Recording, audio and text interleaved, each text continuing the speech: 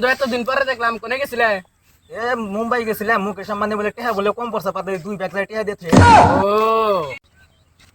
আজকে সারা দিনে কি রাতে গপ্প করাই নাই, আরে গপ্প না করলে তো আমার পেটের ভাত হজম হবো না। যাই দেখি কেউ হাতে দেখা হয়নি। হ্যালো, এই একটু ব্যস্ত আছি, দুই বন্ধু আছে ওখানে একটু বেতাল পারো। কে রে বন্ধু কান্নার কথা কস? এ সোলন হন ফোন করছে বুঝছা, কয়েক কাপ চা খাওয়া যাও না খেলে ওই ভাত খাবো না বুঝছা, পরে হ্যান চান লাগে হ্যান তোরা কি করতে না না না না বয়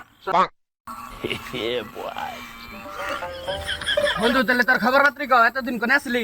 আমার খবর পাতি আলে তগো আঙ্গ তো আল্লাহ দিলে ভালোই ক। তোরে হবাই হানকারা ফোন মারছাল?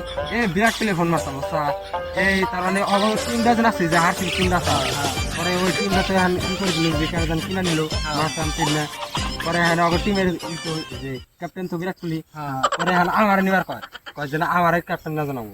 ইমরা শাহরুখ খান ফোন মারতাছে আর মুভির অ্যাক্টর কোন নাকবো, এখন কোনটা করি কিছু করি আমি বুঝতেছি না বুঝছা, এম বয়স আমারই।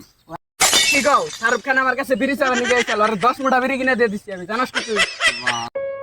তো মেলা ডায়লগ দিল, হয়তো আমার তো একটা ডায়লগ ফাড়া না করিস না, তো কাম হবো না, তো আমি তলে পড়ে যাম গা।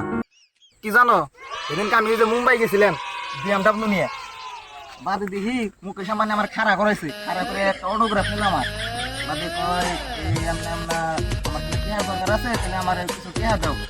আমরা কত লাগবো? কয় দাও যদি পারো। বাদে গেলাম গরিব গরিব মানুষ, দিয়ে দিছি 20 কোটি।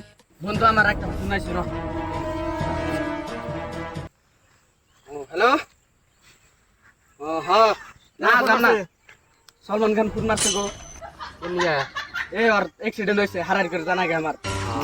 যাও যাও তাহলে যাও যাও। আই আজকে থাকো হ্যাঁ। ঠিক আছে, আমরা যাই গে। আমরা এখান থেকে পাল্টা পাল্টা।